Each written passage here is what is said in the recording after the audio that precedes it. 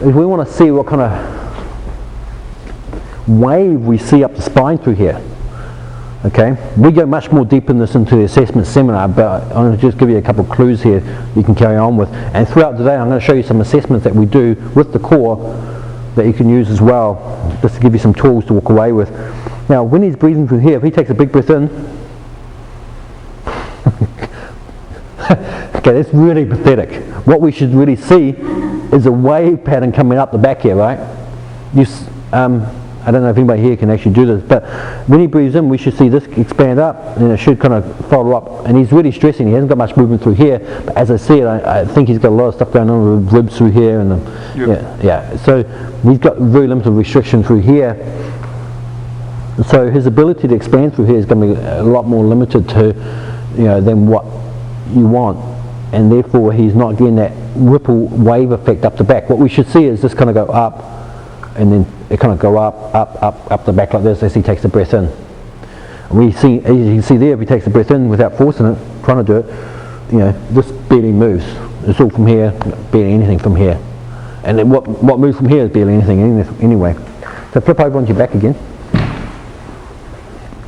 Okay, so from here we want to do a couple of really simple exercises with your client to help them retrain their breathing. This is going to be a really good exercise on a couple of fronts too. So if you're working with someone who's got adrenal fatigue or any kind of adrenal issues, this is a good exercise to use as a, people think meditation is a bit out there. So this could be a good exercise for them just to get them to relax, because one of the biggest factors with adrenal fatigue, of course, is the ability, the stress response and the ability to relax. They can't relax. So they could use this exercise to correct the breathing pattern, and of course, a relaxation process maybe before they go to bed and stuff like that. So what we're going to do from here, really simple, put the hands on the tummy. First step is they need to think about breathing through the tummy. They need to get this moving in the right direction at the right time. So we're only doing nasal breathing only, so make sure that there's no mouth breathing. If you need to, you can tape the mouth up. From here, I think I'm kidding. I'll do it to you in 2 seconds. Okay, from here, he's going to breathe in. We want the tummy, he wants to focus on this. And now as he's focused on this, I want him to not do anything up here. I just want him to breathe through his tummy and use his imagination. As he breathes in, he can pull the air down to the tummy, which of course it doesn't, but I want that kind of connection there with the mind, how this connects together. Breathe in and get that diaphragm working in with that too. What we don't want to see is too much activity in the back there. So a lot of people might expand out, and they get to a point where they'll kind of like go into extension of the spine. Be careful of that one there too.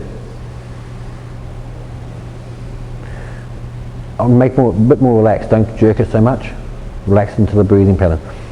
Now once they start to get this kind of down and feel a little bit more comfortable doing this, when they first initially do this, this will feel really weird for them. And actually they'll have to consciously think about it. Once they have that down, then we can go into the next step, which is we want to start to integrate some of the chest into the movement, but we want to get expansion, not elevation.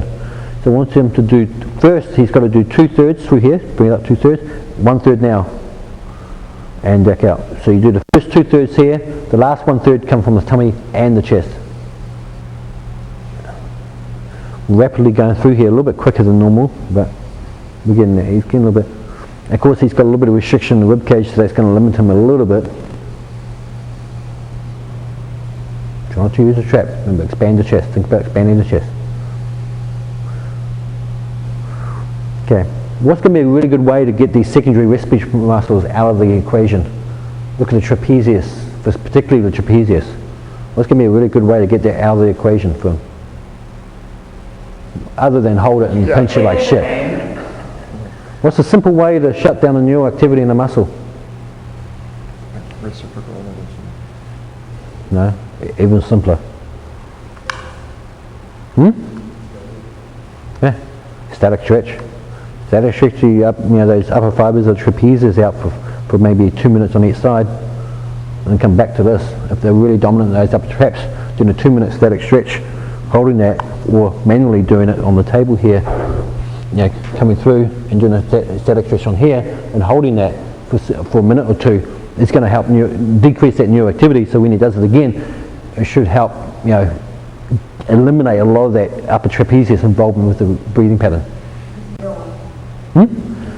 You don't want the trapezius coming in. It's a secondary respiratory, not a primary, and most people it's a primary, especially how tight people are today.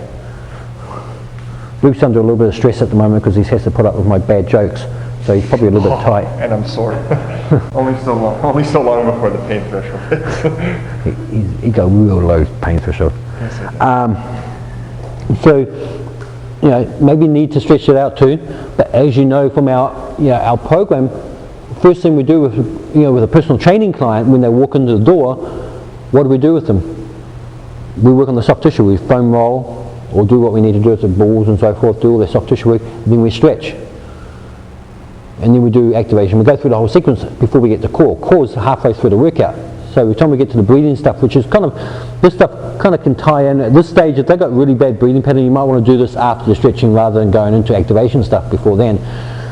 It kind of ties into that corrective phase. But it's done after the stretching, the key point there. So everything that we need to lengthen and kind of reduce the hyperactivity is reduced by doing the stretching first. Okay? Right? Okay. So once he's done that, hands on tummy again. He's got that breathing pattern down a little bit. You can feel the tummy go up, go again. I'm watching the bring it up. A little bit through the chest. So he's doing 2/3, 1/3. That 1/3 is the tummy still goes up all the time. There's 2/3 here first, then 1/3 from both of these together. The last 1/3 is from here. Okay.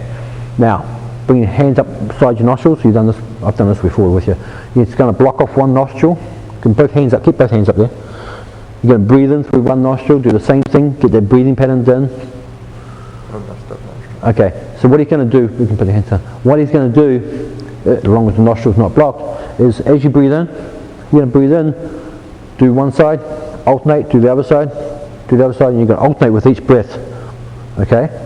Each breath, in and out, in and out, in and out. And you're going to keep alternating on that. That helps retrain that breathing pattern much faster than just doing it without the nasal integration there. Okay? That's probably the easiest way to start on that as far as the breathing concerned. Just the basic, kind of bringing it down to you. Anybody got any questions on that before we move on? It's involved with a lot of homework. Okay, so this stuff is more, okay, you can do it when they come and see you. You might see a client once or twice, 3 times a week, but it's only a very short amount of time. They need to be doing this every day, and they need to maybe do it when they wake up and when they go back to bed. A great time I guarantee to get people to do it is when they're lying down, and that's when they go to bed. They're lying down for a few minutes in bed, just lying there doing this is a good time for them to relax and kind of veg out and do it as homework.